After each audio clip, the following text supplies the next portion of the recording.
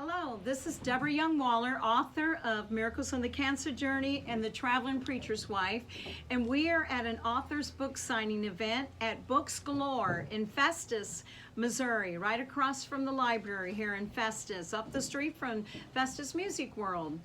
And I'm going to take a little bit of time out right now and share from The Traveling Preacher's Wife, one of the smaller chapters of the book, and also I have Miracles on the Cancer Journey. But if you're on YouTube, if you're watching this, or go to YouTube and subscribe to my channel. And you subscribe to my channel, you will get all of the tidbit book readings. You will get some of the songs that I've done for The Traveling Preacher's Wife that I sung on TBN. I have sung on some of the other television stations throughout the years, and also sung in revivals. And anyway, I am going to read from chapter 7, page 45 of The Traveling Preacher's Wife. And you can find my books on PolstonHouse.com, Amazon, and if you Google Debra Young-Waller, you will be able to find all my social media platforms. Okay, I'm going to read from chapter 7 now, The Traveling Preacher's Wife, the birthing of a warrior spirit in the fire of death.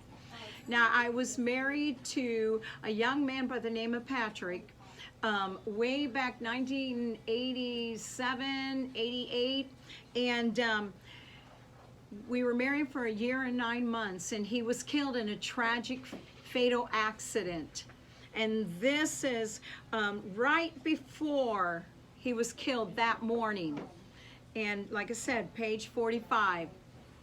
And the next morning, he told me goodbye before he left work around 5:30 a.m. Then I started to go back to sleep because I didn't have to get up until 6 to get ready for my work.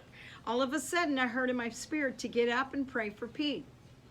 And so I changed the name in the book for the sake of privacy for the family. I knew it had to be the Lord. I slipped out of bed and got on my knees and touched heaven. Lord, I began to pray. Please forgive Pete for everything that he has done, because he was, I don't know if bipolar wasn't diagnosed, and Marilyn is right here by me, and so when I'm talking to you, but Marilyn as well. I don't know if he was bipolar, because I don't know if it was a diagnosis yet that they had that, where people knew what that was. But he was a roller coaster in his emotions, and he had a very short fuse. He was a good person, but he had a very short fuse. And so through the book, you talk about briefly some of the things that I went through if you ever had spousal abuse, and you'll want to get this book, but also the circumstance after a year and 9 months, what happened from a fatal tragedy in his life, but also how it spiraled my life into another direction to fulfill my destiny. Okay, I'm going to continue reading. I prayed for him. I said, please forgive Pete for everything that he has done to me. He didn't realize what he was doing. Please, Lord, forgive him. With tears streaming down my face, and I had released him to deep in my heart. You see, I really loved him, but I didn't like this crazy temper that he had put me through as if it was normal. I always chose to see the good in Pete. That's why I didn't give up on him.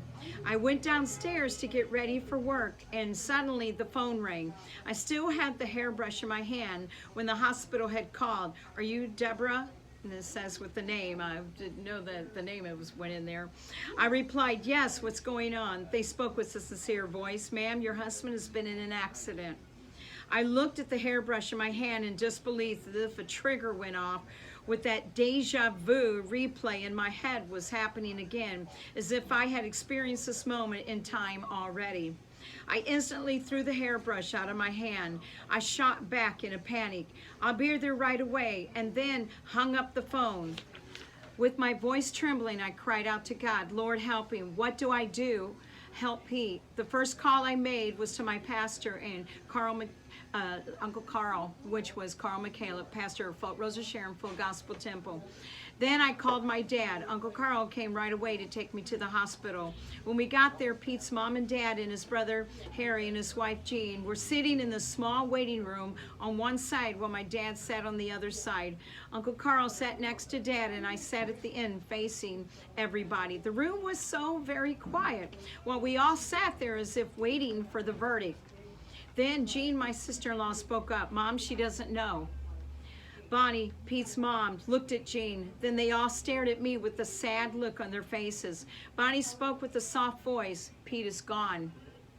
It was as if someone stabbed me in the heart. How could this be? I stood up and completely lost it in my emotions as I cried out loud in terror and grief. No, no, God, please no. They all jumped up immediately to console me, but nothing could pacify me at this time. Then suddenly I felt an oil run from the top of my head down to my feet. It was as if someone shot me with nerve medicine, but that never happened. There was a supernatural calm that came over me as I opened my eyes with a new fire of determination in my inner soul. I raised my fist in the air and proclaimed out loud, I will blacken the devil's eye with every soul I reach in the name of the Lord. Uncle Carl got a twinkle in his eye as he put a smile on his face. My dad next to him sensed God was taking charge as the others looked shocked as if I had gone mad. The warrior child from within was rising up to go to the enemy's camp and take back what he has stole from me. Let God arise, the enemy be scattered. I had a supernatural intervention that day that would set me on course for my future purpose in life, to be what the Lord had called me to be.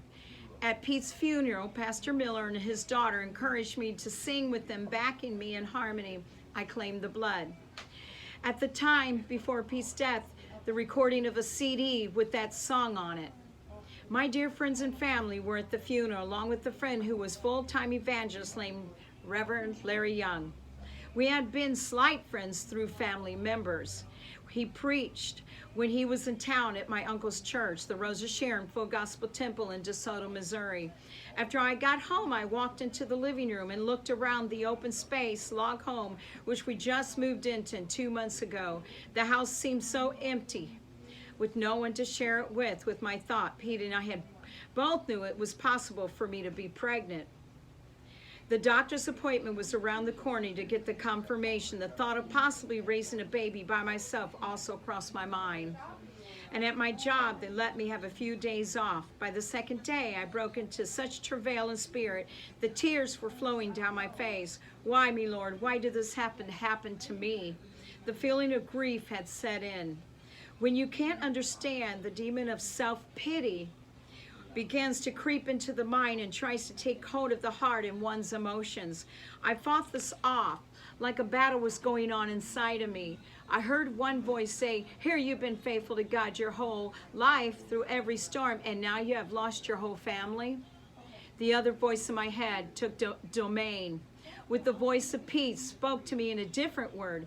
Trust the Lord with all thine heart, and lean not on your own understanding, but acknowledge me, and I will direct your path. Proverbs chapter 3, verse 5 and 6. I knew this was the voice of my Lord. This voice I chose to follow. God had to have a plan, and I wanted his perfect will in my life. Just last week, my friend Larry Young was telling me during the national convention, he had 3 revivals canceled at the same time. This was before my first husband was killed in the truck accident, because I worked at that office, at that headquarters. Now, he had time on his hands after the convention closed just a few weeks ago. Larry was such a big heart, came to see me to make sure I was okay. I was thankful God has sent those around me to help me from being overwhelmed with grief. Larry would have never been in this part of Missouri if it had not been for those 3 revivals cancellation. At one church, the church burnt down. Another, the pastor forgot he was coming and took a trip out of town. The third church, the pastor had an emergency situation and had to reschedule the revival. Larry knew God was keeping him here in DeSoto, but he didn't know why. Because this was before, right after the convention, and all this happened before my first husband was killed in a tragic accident. And for a reason, he didn't figure it out until he got word from my cousin, Sandra, that Pete was killed. And you have to read the rest of the book of The Traveling Preacher's Wife. And again, you will find it on postonhouse.com, and you'll find it on Amazon. just type in Debra Young Waller. You can Google that or go to postonhouse.com and you will be able to get the book and have access to the book to encourage somebody else. But if you go to my YouTube channel, you're on my YouTube channel, please subscribe to my channel. Thank you so much. And you'll be able to get not only everything that I have shared today, but also tidbit readings of the book. You'll get songs that I've sung, that I've written poetry that turned into songs. But also you'll be able to get the mini sermons and encouragement. And also Miracles on the Cancer Journey. You find them postonhouse.com and on Amazon. And thank you so much for joining me at Books Galore in Festus, Missouri. And come out here because they've got such a big selection of books. There'll be something for you here. Thank you. Bye-bye.